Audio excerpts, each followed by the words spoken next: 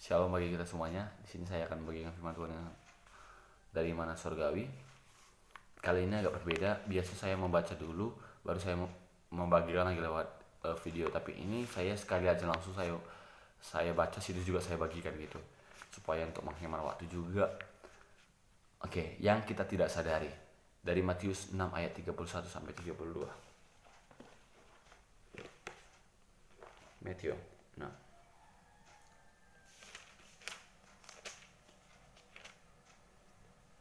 Satu sampai 32. Sebab itu janganlah kamu khawatir dan berkata, apakah yang akan kami makan, apakah yang akan kami minum, dan apakah yang akan kami pakai. Semua itu dicari bangsa-bangsa yang tidak mengenal Allah, akan tetapi Bapamu yang di sorga tahu bahwa kamu memerlukan semuanya itu. Yang kita tidak sadari, kita menyebutnya pola. Saya hanya ingin menceritakan apakah kita sedang membaca pola atau sebenarnya pola kita sedang dibaca orang. Pada dasarnya, kita mengamati pola yang diperlihatkan oleh kegiatan seseorang.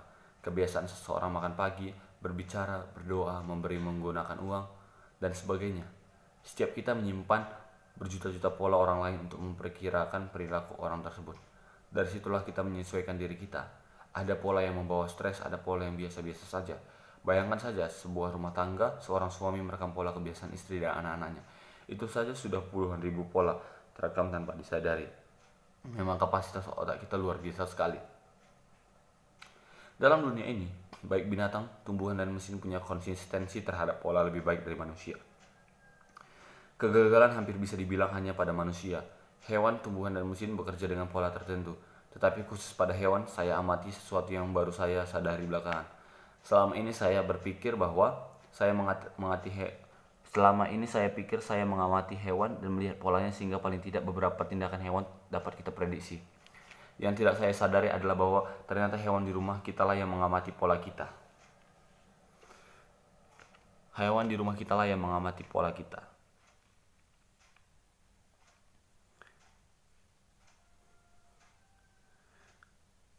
Kemudian setelah ini saya pikir saya yang mengamati hewan dan melihat polanya sehingga paling tidak beberapa tindakan hewan dapat kita prediksi. Yang tidak saya sadari adalah bahwa ternyata hewan di rumah kita yang mengamati pola kita. Jadi bukan kita yang mengamati, tapi sebenarnya hewan yang mengamati pola kita. Ia tahu kapan mengendalikan kita dan kapan tidak bisa. Jika ia bersuara dengan cara tertentu, maka majikannya akan memberinya makan, membukakan pintu, mengusap, menyayanginya, dan lain sebagainya. Kita hanya tidak menyadari saja bahwa sebenarnya hewan itu juga mengamati kita dan tahu pola kita. Mereka membacanya. Nah, jika mereka mengamati kita dan membaca pola kita, sekarang renungan siapa mengendalikan kita? Siapa mengendalikan siapa? Anda merasa hewan pastilah tidak cerdas kita manusia. Tetapi kalau kita berpikir bahwa kita mengendalikan hewan kita sepenuhnya, sebenarnya tidak juga. Ada bagian lain yang tidak kita sadari bahwa mereka yang mengendalikan kita. Hewan akan bertingkah laku tertentu karena mereka tahu bahwa setelah itu mereka akan mendapatkan yang mereka inginkan.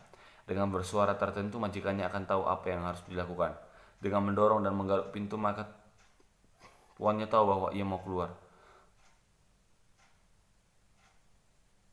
Lalu pintu dibukakan dengan menggerakkan ekornya dengan cara tertentu, maka tuannya akan memberinya makanan atau ciuman dan pelukan.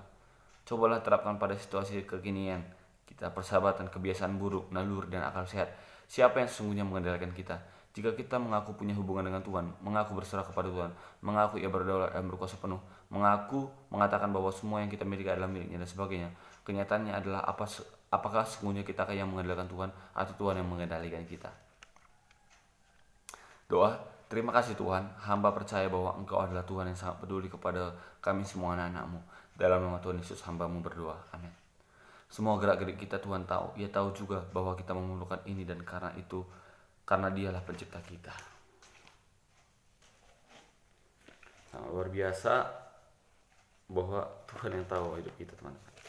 Saya juga membagikan firman Tuhan dari Amsal 20 ayat yang ke 22. Janganlah engkau berkata, aku akan membalas kejahatan nanti, karena Tuhan ia akan menyelamatkan engkau. Jadi di sini kita diingatkan agar kita jangan membalas kejahatan dengan kejahatan. Sekalipun ada orang yang menyakiti kita, kita tidak boleh membalasnya, karena Tuhan yang membalas itu. Pembalasan adalah hak Tuhan. Demikianlah firman Tuhan yang sudah saya bagikan. Kiranya firman Tuhan ini bisa memberkati teman-teman sekalian. Terima kasih. Angkat pujian kita.